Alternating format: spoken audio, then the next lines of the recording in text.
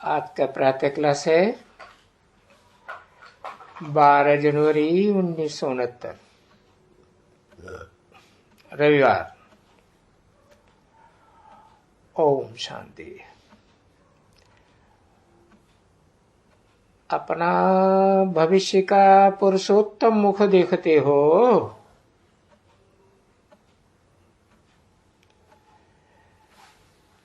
पुरुषोत्तम चोला देखते हो,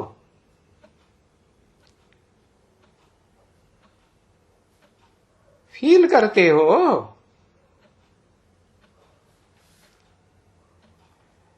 समझ में आता है कि हम फिर नई दुनिया सतयुग में भविष्य में ये इनके वंशावली में आएंगे।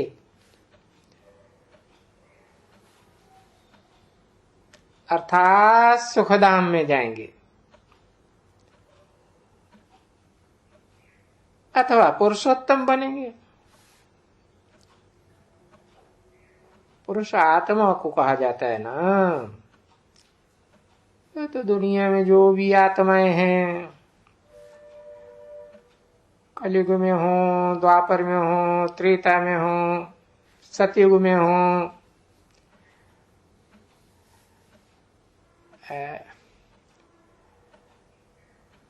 सतयुग के बाद वाले जन्म है वो भी तो पुरुष ही हैं, आत्मा ही है ना। तो उन पुरुषों में उत्तम बनेंगे, सबसे उत्तम।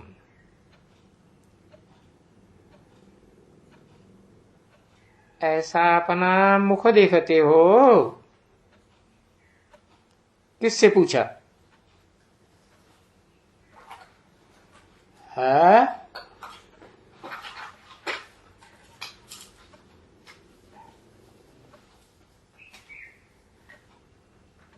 सन्मुख तो पूछा, लेकिन किसके सन्मुख पूछा, किससे पूछा? सिर्फ लक्ष्मी नारायण से पूछा। इनके वंशावली में जाएंगे, ये भी तो पूछा ना।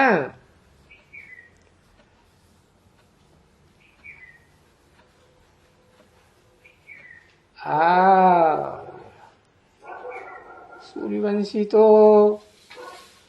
वैकुंठवासी रुद्रगण भी हैं, जिनमें आत्माएं भी प्रवेश होती हैं। संपूर्ण स्टेज वाली सतगी राधा कृष्ण जैसी 16 कला संपूर्ण आत्माएं भी प्रवेश हैं, परंतु उनको अपना शरीर नहीं है। तो वंशावली इनके बनेंगे तो उसमें सूर्यवंशी वो भी आ गए जो 16 कला संपूर्ण सतयुग में बनते हैं। कलाबद्ध लक्ष्मी नारायण। तो पूछा, वो 9 लाख की कैटेगरी में अपने को समझते हो है? सब वंशावली हुए कि नहीं? इनके किनके? लक्ष्मी नारायण के। ये बैठे बैठे तुमको ये विचार आता है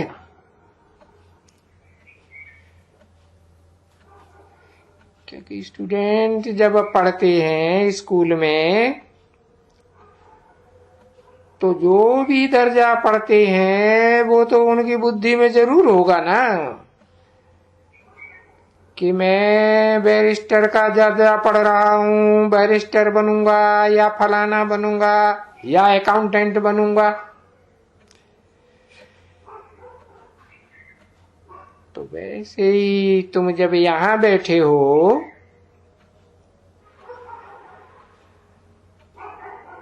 ब्रह्मा बाबा के मुख के सामने, तो अब ये तो जानते हो कि हम विष्णु डायनेस्टी में जाएंगे।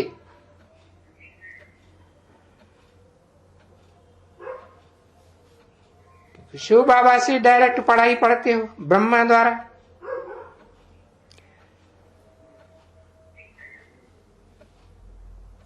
जानते हो कि विष्णु के घराने में जाएंगे, क्योंकि विष्णु का दैवी रूप है, देवी और देवता।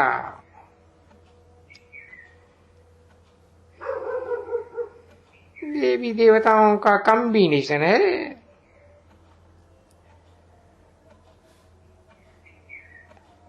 कलातीत और 16 कला संपूर्ण देवी देवताएं, उनका कॉम्बिनेशन है ना।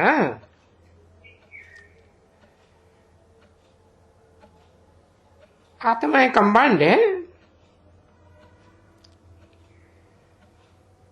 तो बुद्धि में है बच्चों की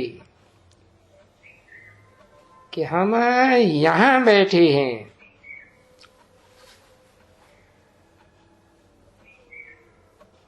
ब्रह्मा मुख के सामने, ब्रह्मा मुख वंशावली,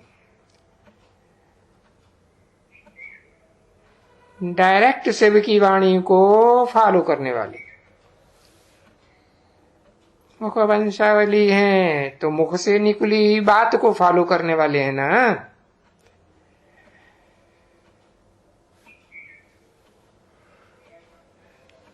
ऐसे देवी देवता हैं।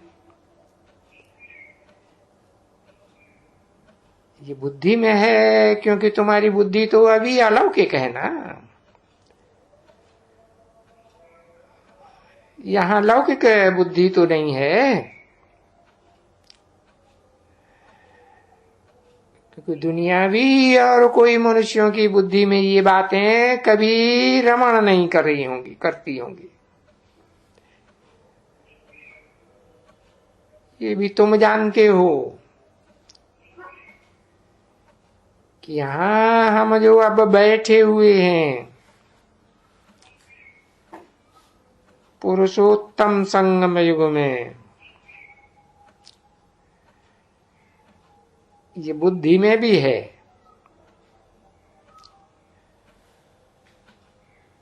और ये कोई ऑर्डिनरी कॉमन सत्संग नहीं है।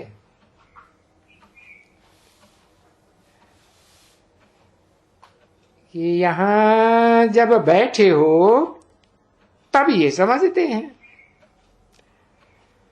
हम सत्ता बाबा, जिसको शिव कहा जाता है, कहते हैं ना, सत्यम शिवम सुंदरम।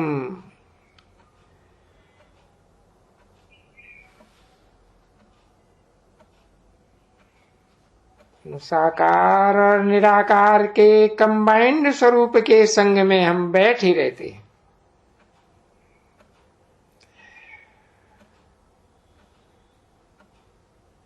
और ये भी जानते हो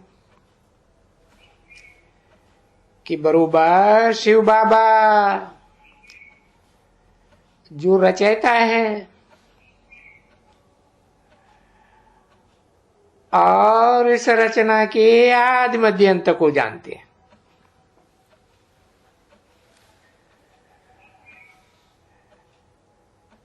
अभी सृष्टि का आदि मध्य अंत ये कहना तो बड़ा सहज है।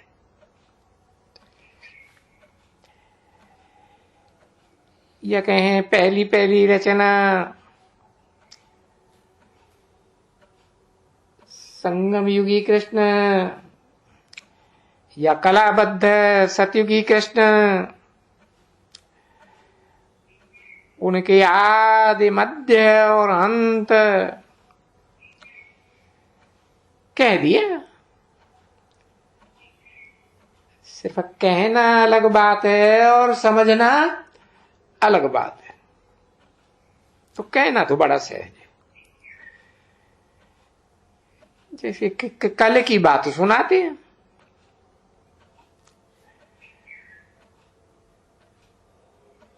तो है वास्तव में जैसे कल की बात। क्या आदि को भी हम जानते हैं, सृष्टि का आदि क्या है,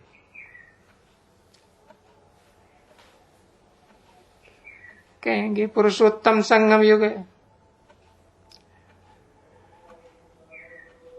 और वैकुंठ साथ में सतयुगी त्रेता युगी स्वर्ग, और मध्य द्वापर को भी हम जानते हैं। ये हरेक की बुद्धि में चलता होगा। जो ये आदि मध्य और अंत हम पढ़ते हैं,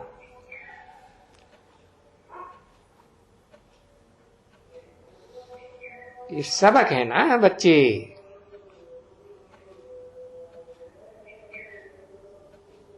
तो जब यहां बैठे होंगे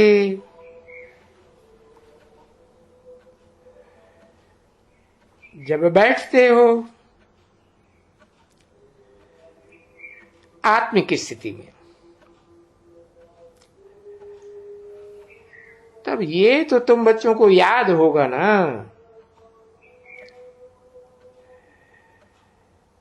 हम यहां आए हैं रिजुविनेट, यानी ये जो पुराना शरीर है, राक्षसी शरीर है, वो बदल करके तामसी शरीर को सात्विकी सतोप्रधान देवता का शरीर लेने के लिए।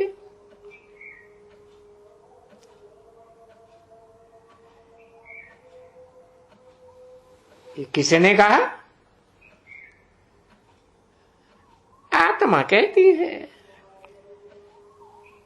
जो आत्मिक स्थिति में स्थित होने वाले हैं वो ही कहते हैं। जो आत्मा कहती है कि हम अपना जो ये पुराना शरीर है तमो प्रधान, उसको बदल कर करके ये ऐसा नर से नारायण, लक्ष्मी नारायण,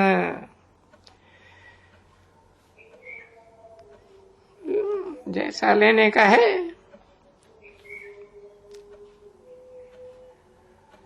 ये कोई बहुत तो अहम ऑब्जेक्ट नहीं होती है ना बच्ची। नर से नारायण बनना, नारी से लक्ष्मी जैसा बनना, जैसे से कोई बैरिस्टर हो,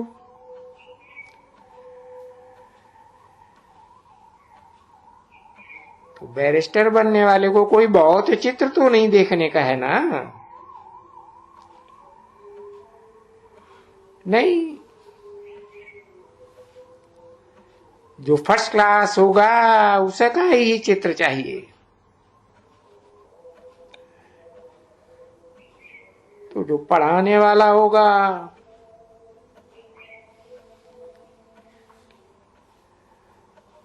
वो तो पढ़ने वालों से ऊंची होता है,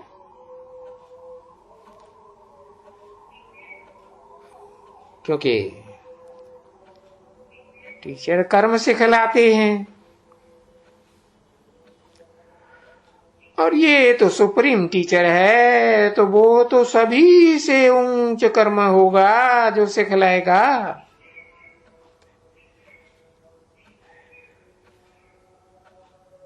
जो कर्म इनको सिखलाएगा वो छी कर्म करने वालों से ऊंच होगा ना।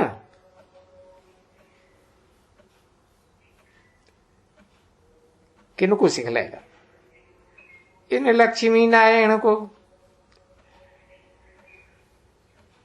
जो लक्ष्मी नारायण बनने से पहले नर और नारी थे,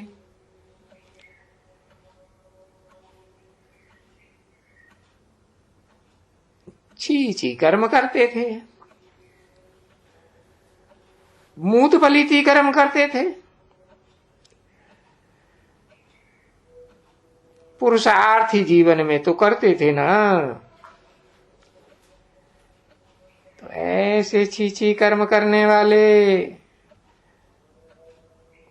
उनसे ऊंच पद वाला कर्म होगा ना।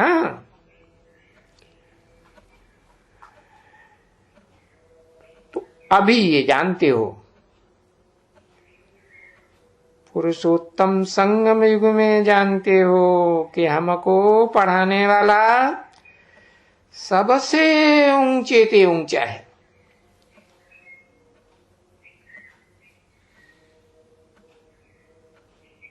धर्म पिताओं से भी ऊंचा है, जिन्हें ग्रेट फादर्स कहा जाता है। धर्म पिताओं से ऊंचा प्रजापिता,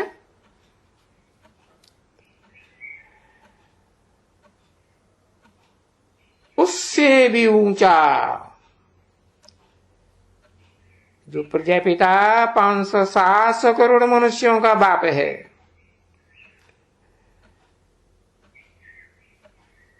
उससे भी ऊंचा सर्वात्माओं का बाप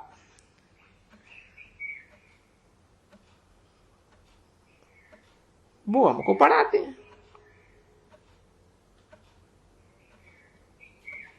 वो पूछेगा कौन पढ़ाते हैं? भगवंत पढ़ाते हैं, भगवान पढ़ाते हैं। कोई से दुनिया का धनवान नहीं पढ़ाता है, दुनिया भी धन वाला।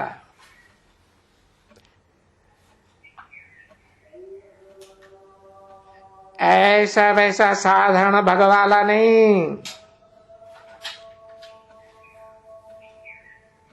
पहले जन्म से लेकर के अंतिम जन्म तक पवित्र रहने वाली आत्मा।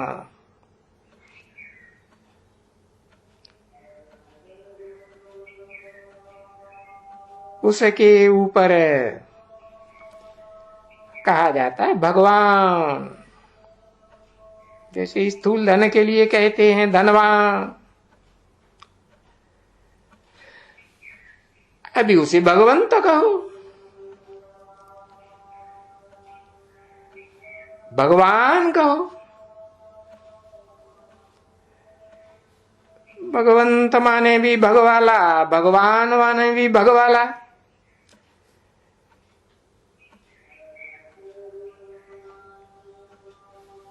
तो वो क्या पढ़ाते हैं भगवान? भगवान हमको देवी और देवता बनना पढ़ाते हैं।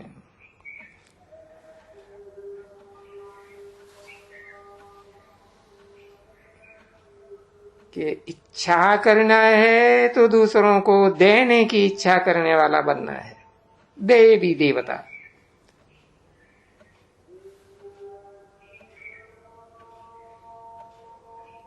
क्योंकि ये तो है ही सदा काल का इच्छा मात्रम अविद्या सुप्रीम सोल, सुप्रीम टीचर। तो ऐसी पढ़ाई पढ़ाते हैं कि हम सो देवी देवता भविष्य में बनेंगे। इस कलयुग में बनने की बात नहीं है। कलयुग के अंत और सतयुग आदि का जो संगम है, जिसे कहें पुरुषोत्तम संगम युग, जो पुरुषोत्तम वर्ष भी है, पुरुषोत्तम मास भी है, पुरुषोत्तम दिन भी है, पुरुषोत्तम बनने की पुरुषोत्तम घड़ी भी है, उसको भविष्य ही कहेंगे ना। तो उस भविष्य में देखो, तुम्हारी बुद्धि में ये जरूर रहता है कि हम सभी जो पढ़ते हैं सो भविष्य नई दुनिया के लिए पढ़ते हैं। कौन हम सभी? हम सभी रुद्रगण, रुद्रवत्स कहो, रौद्र रूप धारण करने वाले कहो, रुद्र के बच्चे रुद्रगण, जिनकी यादगार रुद्राक्ष की माला बनाते हैं। अब ये तो बच्चे जानते हैं कि नई दुनिया का तो दुनिया में किसी को पता भी नहीं है।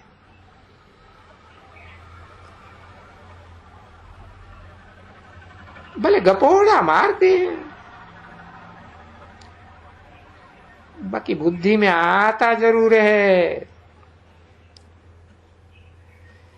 कि ये लक्ष्मी नारायण नई दुनिया के हैं, जो डायरेक्ट नर से पुरुषार्थ करके इसी जीवन में नर से नारायण बनते हैं।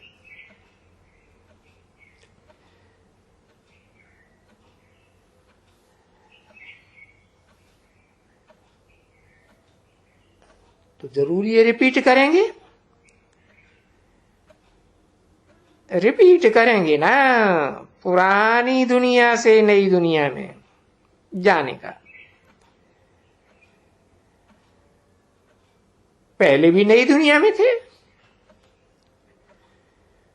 तो फिर नई दुनिया की रिपीटिशन। तो ये रिपीटेशन कराते कौन है? जो समझाते हैं। ऐसा पुरुषार्थ करना, वो ही कराते।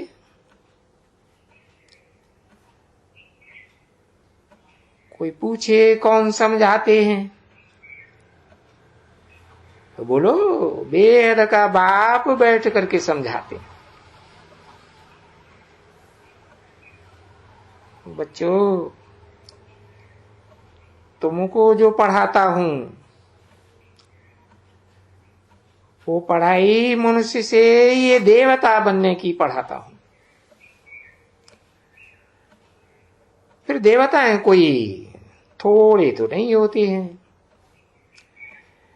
है देवताएं तो 33 करोड़ भी गाए गए हैं, उनमें भी नंबरवार हैं। वो देवताएं तो नंबरवार ही होंगे ना।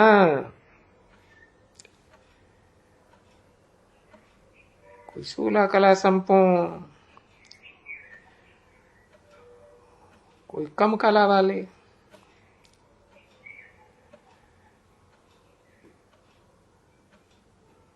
देवता तो सतयुग और त्रेता में ही कहा जाता है। 8 कलाओं से नीची होती है तो द्वैतवादी द्वापर युग कहा जाता है।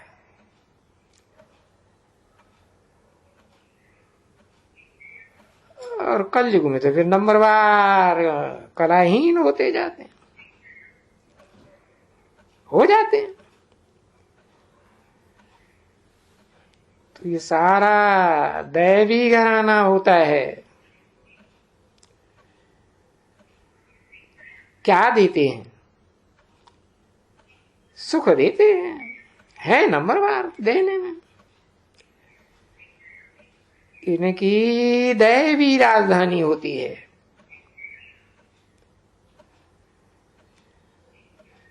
उन राजधानी का जैसे एक पूरा पारिवारिक व्यवस्था, एक ही मुखिया होता है। तो तुम यहां बैठे हो उस मुखिया के सामने, यही तुम्हारा ख्याल चलता होगा ना पढ़ाई के समय। हम अभी आत्माएं हैं जो जानते हो कि पहले तो हमारी आत्मा बहुत पतित थी।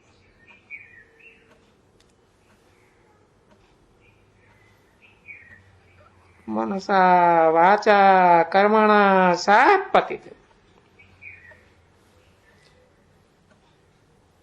सो अभी पावन बनने के लिए हम पावन बाबा को याद करते हैं, जो सदा पावन है, एवर प्योर है।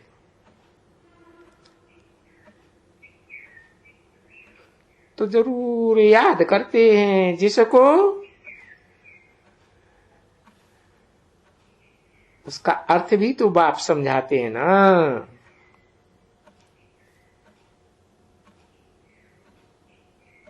उनके बच्चे याद कौन करते हैं? बुलाते हैं, पतित पावन आओ, आकर हमको पावन बनाओ। इस आसुरी दुनिया में आसुरों के संग से हम पतित बन गए, अनेकों के संग से हम पतित बने। अब आप एक ही व्यक्तित्व इस दुनिया में पाठधारी हैं, जिनकी याद से हम बच्चे पावन बनते हैं। तो हम आत्मा बनते हैं तब याद करते हैं। आत्मा बनकर अपने सीट बाबा को याद करते हैं। जिसको याद करते हैं तो हम खुद भी स्वीट बनते हैं। बाबा खुद आकर के कहते हैं कि बच्चों, मुझे याद करने से तुम सतो प्रधान ये बन जाने वाले हो, लक्ष्मी नारायण जैसे।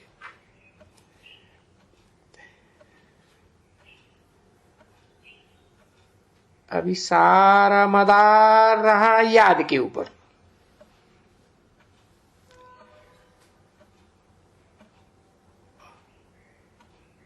जो कहते हैं तो जरूर साकार शरीर के मुख से कहते हैं, तो ऐसे नहीं कि सिर्फ निराकार को याद करने से सतो प्रधान बन जाएंगे।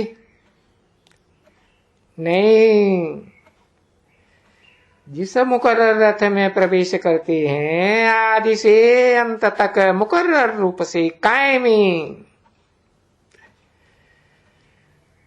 उसमें मुझे याद करने से तुम सतो प्रधान बन जाएंगे, बन जाने वाले हो।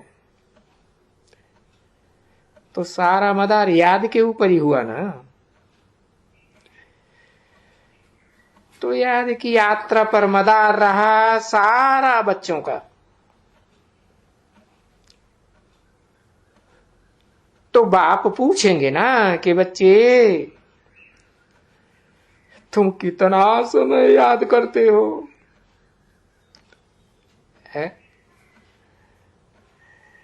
क्योंकि ज्ञान लेने ज्ञान देने में माया की लड़ाई नहीं है, याद करने में माया की लड़ाई है, माया के साथ तुम बच्चों की। और ये बात तुम खुद जानते हो कि बरोबर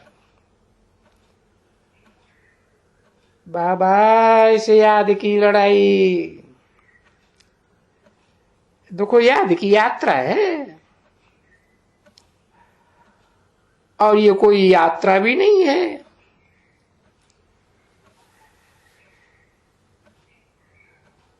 परंतु है जैसे लड़ाई। क्यों?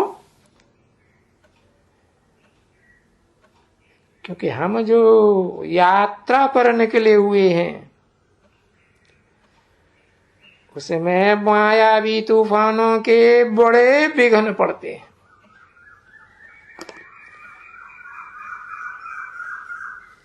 माया उस यात्रा में ऊंची स्टेज में चढ़ने के लिए बहुत विघ्न डालती है।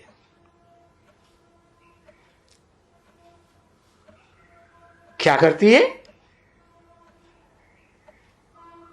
अरे हम बार बार याद करते हैं, माया बुलाई देती है।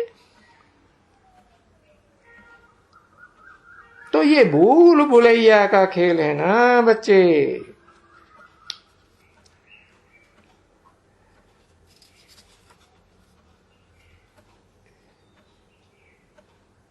नहीं। ब्रह्मा बाबा ने कहा, तो ये भूल भुलैया का खेल है ना बच्ची। है? बच्ची कौन कहता है और बच्चे बच्चे कौन कहता है? शिव बाबा कहते हैं बच्चे बच्चे, और ब्रह्मा बाबा कहते हैं ओ बच्ची। देखो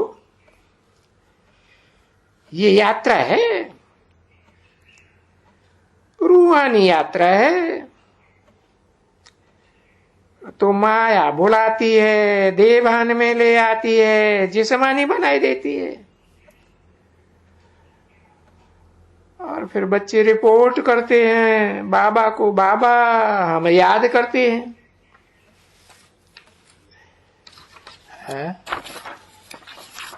हम याद करते हैं,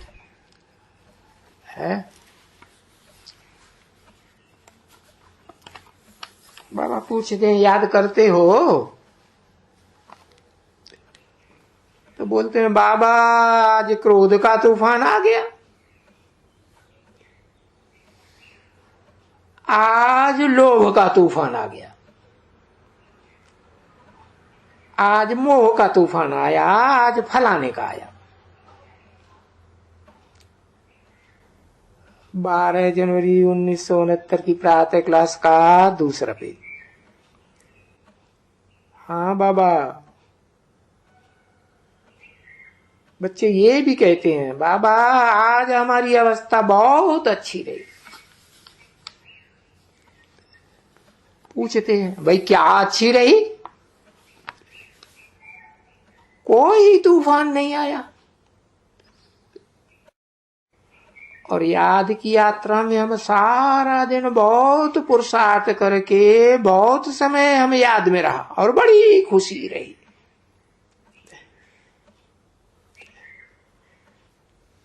बाबा के पास जब चिट्ठियां लिखते हैं तब ऐसे लिखते हैं, बाबा आज बहुत वक्त बाबा की याद में आए और प्रेम के आंसू बहते रहे। वो दुख के आंसू नहीं थे, नहीं, प्रेम के आंसू।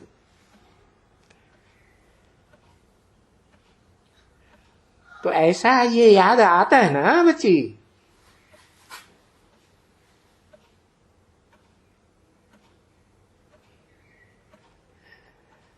ऐसे प्रेम के भाव आते हैं।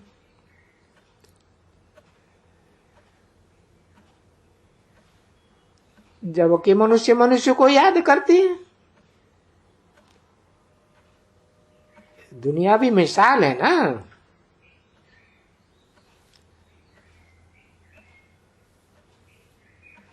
वो मनुष्य मनुष्य को याद करते हैं तो उसकी बात नहीं।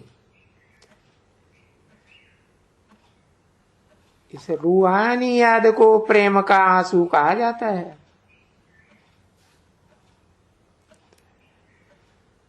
और कोई भी आंसू को प्रेम का आंसू नहीं कहा जाता है।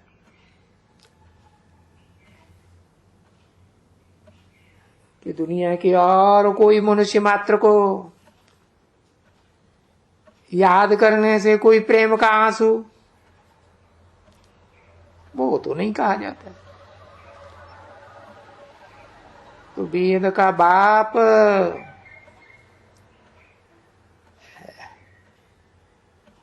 इस रथ में बैठ करके सभी बातें समझाते हैं कि जब तुम याद करेंगे बाप को, बहुत मीठी, और उस मीठे ने क्या बनाया और कैसे हम माया से फिर आहिस्ते आहिस्ते आहिस्ते हार खाते हैं, और माया से हार खाते खाते कहां तक आकर पहुंचे हैं।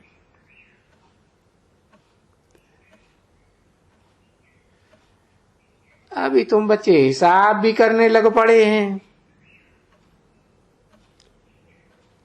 कि कल्प की आयु में ये दिन कितने बरस कितने, महीने कितने, और ये घंटे कितने, सेकंड कितने। नहीं तो और दुनियावी मनुष्य ये क्या जाने इन सब बातों से।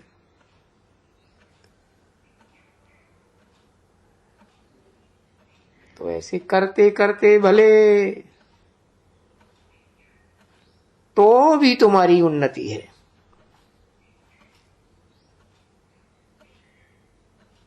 ऐसे ऐसे सोचने में भी उन्नति है। ये क्योंकि नॉलेज तो है ना तुम बच्चों को, ये जो दुनिया है वो अब कितने बरस की बनी हुई है।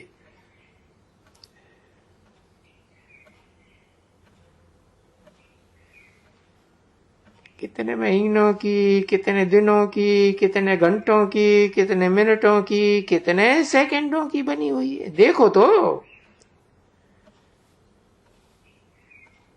शूटिंग काल में भी देखो, ये पुरुषोत्तम संगम युग, ये शूटिंग काल तो थोड़ा है ना, कोई 5000 वर्ष तो नहीं है।